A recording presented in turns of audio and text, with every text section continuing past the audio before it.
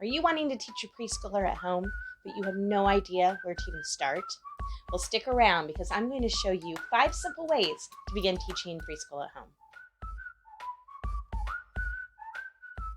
Hi, I'm Christy with Homeschooling in Progress. I want to help you keep your homeschool day simple and enjoyable. I'm a mom of 4, from preschool to high school, and I know as busy moms, we don't have time to be spending hours teaching our preschoolers, especially when we have older kids that we're teaching or have babies and toddlers at home to take care of, which is good because preschool doesn't take hours. In fact, you're probably already teaching preschool at home and don't even know it. That's because the first way to teach your preschooler is through real-life experiences. These can include grocery shopping, nature walks, folding laundry, or helping in the kitchen. So let your preschooler pull up a chair while you bake some muffins or cookies together. Not only are they going to love spending time with you, but they're also going to be learning things like math, science, vocabulary, listening, following directions. Kids learn through observation, and what better person to observe than you? And yeah, it might take longer, but it's worth it. So as you do activities with your kids, talk to them about it. Talk to them as you're going on a nature walk about the things that you're seeing. When you're at the grocery store, talk about where the food comes from. You can talk about folding laundry and how to sort the colors and how to fold the towels correctly. So use that time of real life experiences to teach your kid. Another really easy way to ease into teaching preschool at home is by having educational toys around. Kids learn best through play, and so having those educational toys around are going to help with the important skills they need to develop, such as fine motor skills or language development. Some of our favorites have included a play kitchen. That's probably been number one, the favorite toy for years and years at our house. A barn with some farm animals, the silk scarves that they can use for costumes or for play, using as a landscape for their other toys. Puzzles and games can be included in this. All of those are great ways for kids to learn through play. One of my favorite brands for educational toys is Melissa and Doug. We have a lot of their things and they've held up for a good decade or more. Have toys set out for your little one to play with. They're great for keeping them busy while you're trying to teach older kids or trying to, get dinner ready. They can be learning through their play. Or you could sit down with your child and kind of guide their play. Have them sort their farm animals or their toy cars. Have them make you something in their play kitchen so that they have to follow the directions that you give them. So toys are a great thing to have around when you're doing preschool at home. Along with educational toys, hands-on learning activities are another way to gently ease into preschool at home. These might be activities like coloring or tracing pages, a cut and paste activity, Play-Doh, sensory bins, manipulatives to help with colors and numbers. All of those are great ways to help your kids learn while they do the activities. Another great perk is that they're also things that your kids can mostly do on their own. So they're great to get out while you're trying to teach older kids or take care of household chores or even work from home. So even if you're not there to sit right with your kid and teach, they can still be learning through these fun activities that they're doing.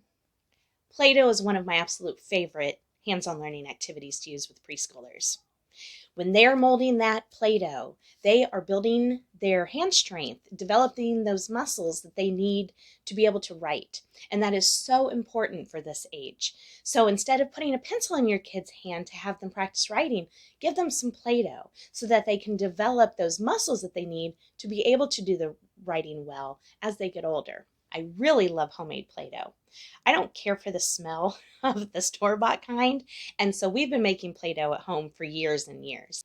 It's so easy to make. I'll probably make a video to show you how quick it is. And we can choose the colors, and it lasts for months. We just store it in Ziploc baggies. Kids can use just by itself for molding and creating little things with it. You can use rolling pins and cookie cutters, stampers. You can include other skills like numbers and letters by using those kinds of stampers. Play-Doh mats. We have a set here from All About Learning. I'll link the description below so you can grab your own. But once you laminate these, they're really great for using with Play-Doh. The kids are not only practicing their letters and of what the letter is and objects that start with them, but they're also learning how to form the letters, as well as developing their hand strength with the Play-Doh. And they have capital letters and lowercase letters with this. And the nice thing is, once it's laminated, then you can also use dry erase markers so the kids can have even more practice. So Play-Doh definitely is a wonderful activity to have at home when you have a preschooler. Sensory bins are another really great hands-on activity to have around with preschoolers. And it's something that preschoolers can also do on their own.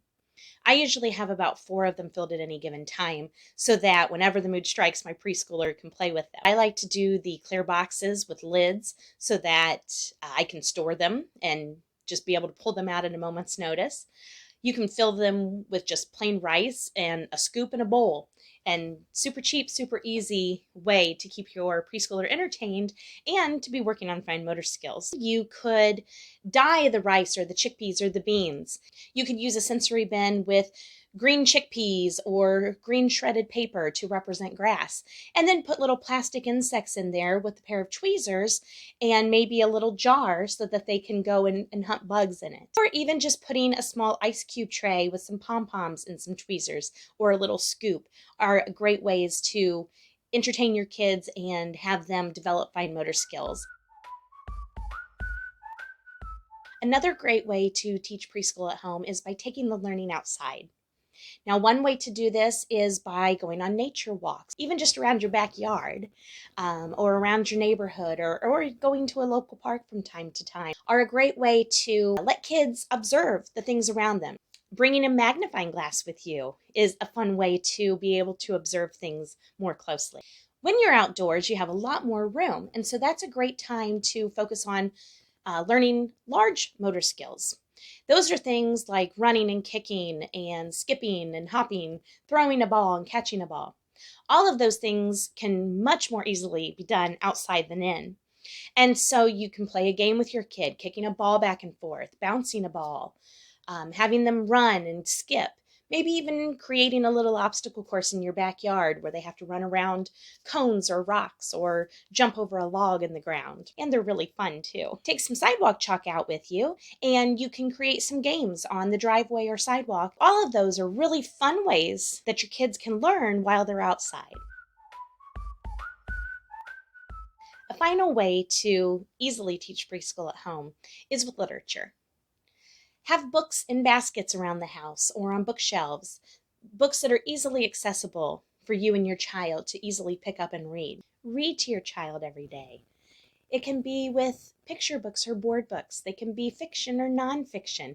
Even easy chapter books can be read to preschoolers. Reading to your child is going to help develop listening skills, memory retention, vocabulary, and language skills. They're even going to learn just by watching you read how to hold a book, how to read from left to right, to understand that the words that are on the page make up a story. They mean something. So it's important to read to your child. And then it's also important to let them read on their own as well. Those are also important pre-reading skills to be able to kind of mimic what they've heard. And that also helps with the memory retention. Be sure to have lots of good books at home for your kids to read or for you to read to them. And you don't have to buy all of them. Buying books to have all the time is a great way to keep favorites around. But if you're not sure about a book or you just want to learn about a certain topic, go to the library and check some out. Ask for books as gifts instead of toys for holidays or birthdays. Frequent thrift stores or garage sales. A lot of times you can easily get a bunch of books for even just $1. It's fun just to read aloud, but sometimes it's also fun to do activities that are related to the book. It's kind of an extension of the learning.